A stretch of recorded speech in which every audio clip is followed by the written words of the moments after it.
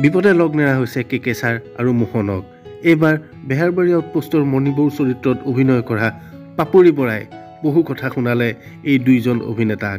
Beharbari outpost এৰাৰ বাবে স্থান নাইকিয়া হৈ গ'ল নেকি অভিনেতা দুজনৰ?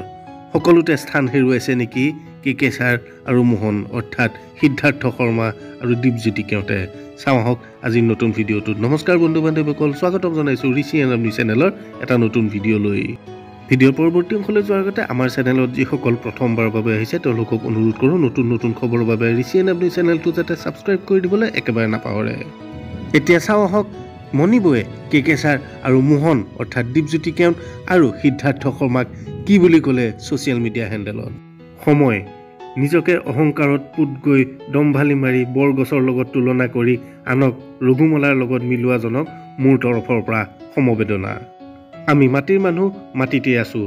অহংকাৰী হ'ব নোৱাৰিলোঁ, বিক্ৰী যাব নোৱাৰিলোঁ, কাৰণ মোৰ বাবে ৰাইজেই সকলো। যি দিছে, যি পাইছোঁ ৰাইজৰ বাবেই পাইছোঁ। ৰাইজক দুখ দি দৰ্শক নথকা ভাওনাত ভাওৰীয়া হ'ব মন নাই ঔ। আকৌ কওঁ সময় বৰ নিষ্ঠুৰ ঔ। মণিবৌৰ চৰিত্ৰত অভিনয় কৰা পাপৰি বৰাৰ ছ'চিয়েল মিডিয়া হেণ্ডেলত কৰা এই পোষ্টে খলকনি লগাইছে সমগ্ৰ ছ'চিয়েল মিডিয়াত। সঁচাকৈয়ে সকলোতে স্থান হেৰুৱালে নেকি কে ছাৰ আৰু মোহনে? বিয়লিৰ বৃন্দাবন চিৰিয়েলখন সঁচাকৈয়ে মানুহে একেবাৰে আঁকোৱালি নল'লে নেকি? নে বিয়লিৰ বৃন্দাবন চিৰিয়েলখনত অভিনয় কৰা কে ছাৰ আৰু মোহনৰ চৰিত্ৰ দুটাক ৰাইজে আঁকোৱালি ল'ব নিবিচাৰিলে?